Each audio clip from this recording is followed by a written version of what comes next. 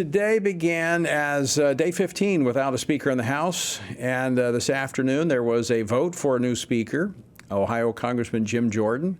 But after the first round of voting, Jordan fell significantly short of the 217. He was 17 votes short.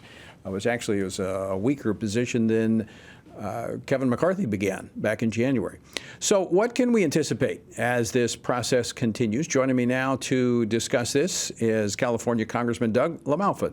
Congressman, welcome back to Washington Watch. Good to see you. Tony, thanks for having me.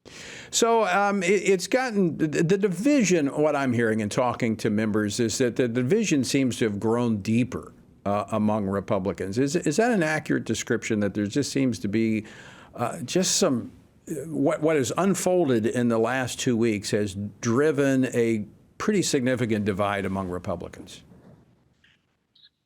It is and it isn't. I mean, there is a lot of very strong feelings the way Kevin McCarthy got taken out based on a lot of, you're talking about we have to stand for truth. There's just a lot of untruths based on what people were claiming had gone on under him. We had a pretty successful first 8 months or so with Parents' Bill of Rights and curbing spending and doing our part to try and push good border legislation and many other things. And so we were on a pretty good track, I think, record-wise. And so all of a sudden, it came time to depose Kevin McCarthy. And so that had me really upset the last couple of weeks. And not only that, we're wasting time, as you said, day 15 here of no speakership means the House can't do business. And Kevin has had more votes than anybody by far during this recent time to retain the speakership. So, but that said, I talked to Jim Jordan the other day, said, hey, I will support you. Today, I cast a vote of conviction to say, I want to make the statement, Kevin McCarthy has been wrong. I gave my vote for him today at the conclusion, so it didn't negatively affect a possible majority for Jim Jordan. But I talked to Jim afterwards and said, hey, I'm still on board. The second ballot, and from here on out, we're going to be in place to help get you over the top, get to 217, and get the House of Representatives back to work again.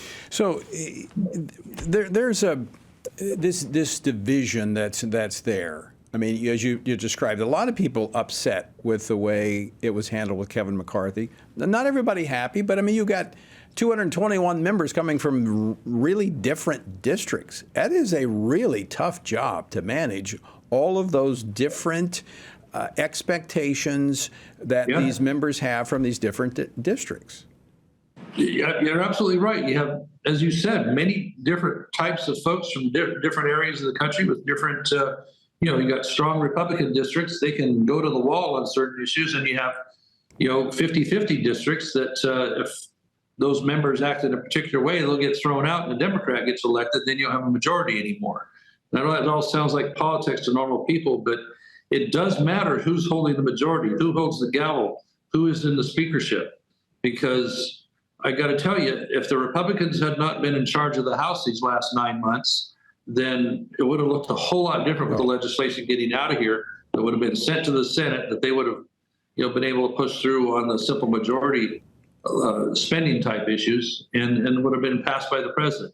Right. We've been the brakes on a lot of really bad things here, and that sometimes gets forgotten, as well as turning things in a good direction. There was a Washington, D.C. crime bill, which we embarrassed them into doing the right thing. Biden said he wouldn't do.